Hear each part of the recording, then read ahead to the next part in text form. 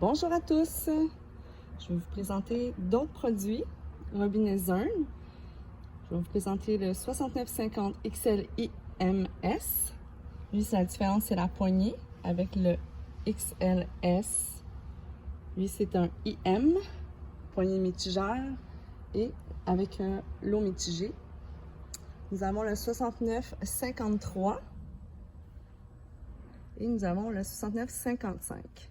En fait, ils utilisent pas mal tous la même solénoïde valve avec les connecteurs similaires qui sont ceux-ci. On a les différences. Il y en a qui sont avec une valve à céramique. Il y en a qui sont avec les solénoïdes valves ainsi qu'avec la solénoïde valve ici pour l'eau froide et la solénoïde valve pour l'eau chaude.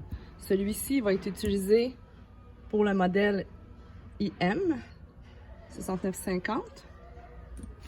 Celui-là, il peut être utilisé individuellement sur chacun des 4 modèles que je viens de vous présenter ici.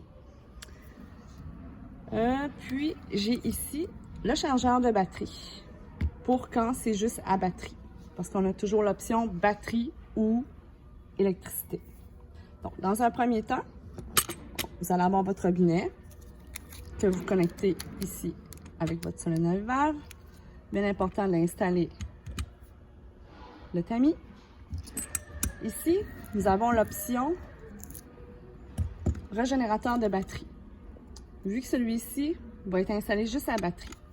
Cette option, vous pouvez l'installer entre la solénoïde valve et le robinet ou vous pouvez l'installer ici avec le tamis. Toujours l'installer dans le bon sens, sinon l'eau ne passera pas. Puis, on a un fil connecteur spécial qui vient dans la boîte pour pouvoir le brancher avec le robinet. Et puis, le petit rechargeur de batterie, il va aller ici.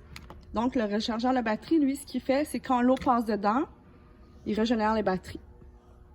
Si jamais vous faites électrique, ce branchement-là, au lieu de mettre le régénérateur de batterie ici, on va mettre le fil électrique, soit qui part du mur avec l'électricien, avec le transfo, ou sinon, avec ce fil-là, pour le transfo, ou sinon avec une prise électrique murale. Donc, ici, c'est la valve à céramique. Elle a le même principe que la solénoïde valve, sauf qu'elle, elle va se brancher électrique. Donc, comme je vous l'explique, avec les deux options, murale ou murale.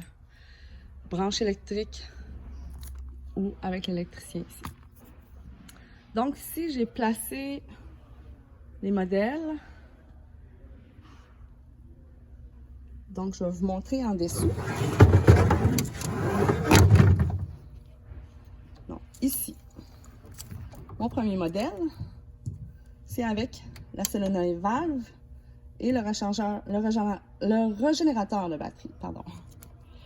Mais, ici, il est juste connecté à batterie. Donc, batterie, régénérateur, solénoïde valve. Le deuxième ici, il y a la valve à céramique qui est branchée électrique avec le courant mural sur celle-ci qui va être avec le transfo. C'est bien important que vous ayez du courant sur votre fil avant d'installer tout ça, qui va être toujours 7.8 sur le transfo sur vos fils. Si ça donne moins 7.8, c'est que vos fils ont été inversés.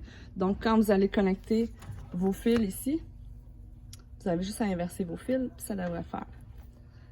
Puis, on a le modèle ici avec le mitigeur, le 6950 XL IMS. Ça prend 2 solénoïdes valves. On peut soit qu'il soit à batterie ou électrique. Ici, je l'ai branché électrique parce que sur ce modèle-là, il va avoir 2 fils.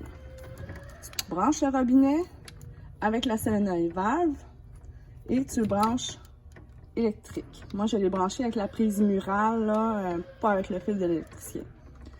Puis, étant donné qu'il y a 2 solenoïdes valves, c'est bien important de mettre la principale solenoïde valve sur l'entrée de l'eau froide et la deuxième sur l'eau chaude. Eux, ils vont se connecter ensemble. Il y a un fil qui vient spécialement ici.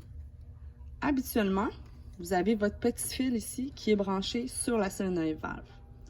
Vous le retirez, vous le branchez sur un des 2 connecteurs. Le deuxième, ça va être pour la deuxième. Et vous branchez votre fil ici. C'est bien important de regarder le sens des petites pins quand vous branchez parce que souvent, ils sont cassés parce qu'ils sont mal branchés ou parce que les gars n'ont pas regardé leur connexion. Donc, on va mettre ça en fonction.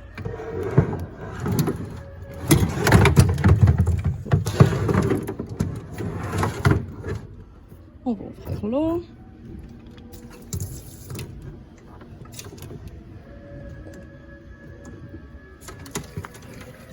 Donc, dans un premier temps,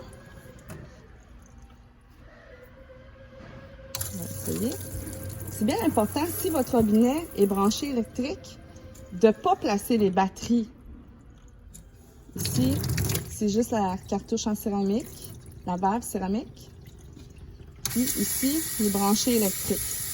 Pour être sûr qu'il soit bien branché électrique, j'ai pas mis de batterie dans la solenoïde valve pour justement faire mon test électrique, voir s'il fonctionne bien. Ici, ben, c'est branché électrique, on n'a pas bien le choix. Si ça ne fonctionne pas électrique, il ne fonctionnera pas. Puis celui-là, il marche juste à batterie. Mais il y a l'option avec la cartouche en céramique qui peut faire aussi sur ce modèle-là. Ben, en fait, ils font sur tous les modèles. Celui-là, la particularité, c'est justement qu'on peut le mettre soit électrique ou à batterie. Puis, admettons, vous faites un branchement, là, vous vous rendez compte que votre robinet, il a l'air de mal fonctionner. Moi, ce que je dis tout le temps, c'est fais un reset. Ce qu'on fait, c'est qu'on débranche le fil principal du robinet de la solenoïde valve, puis on le rebranche. Il devrait partir tout seul. Voilà. Puis il va arrêter tout seul. Il faut attendre cette démarche-là parce que le robinet, il analyse son environnement. Puis, après ça, on peut le tester. Si vous ne faites pas ça, bien, il va pas bien marcher. Bon, on déconnecte le fil du robinet. Pas l'électricité, vraiment le fil du robinet. On vient le rebrancher. On attend qu'il démarre tout seul. Il arrête tout seul.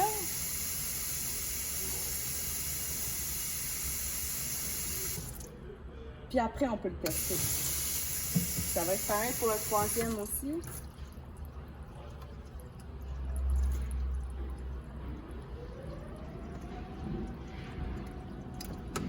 Je suis trop proche. Donc, on déconnecte le fil du robinet.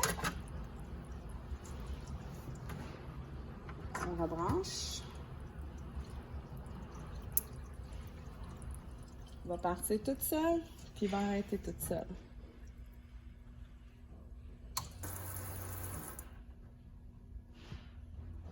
Donc, si maintenant vous trouvez que justement, il part trop facilement, il détecte trop facilement, à l'intérieur de la solenoid valve, il y a des petites deep switch. Je sais pas si on voit bien, là, c'est de 1 à 8. Quand vous le recevez, normalement, le 7, il est en l'air. Toutes les autres sont en bas, abaissées. Donc, moi, ce que je suggère pour faire... Ça vient comme ça. Ça vient comme une normale détection. Ce que je suggère, c'est de prendre le 7 avec un petit tournevis, puis de venir l'abaisser, comme toutes les autres. Dans le fond, vous allez vous ramasser avec toutes les petites deep switch par en bas. Puis, ça va faire un low detection. Ça veut dire qu'il va détecter, la sensibilité va être moins forte, elle va être un petit peu plus faible. Donc, il va partir quand même, mais moins proche, là. Donc, sur ce, Je vous souhaite une bonne installation de robinet et au plaisir de vous parler.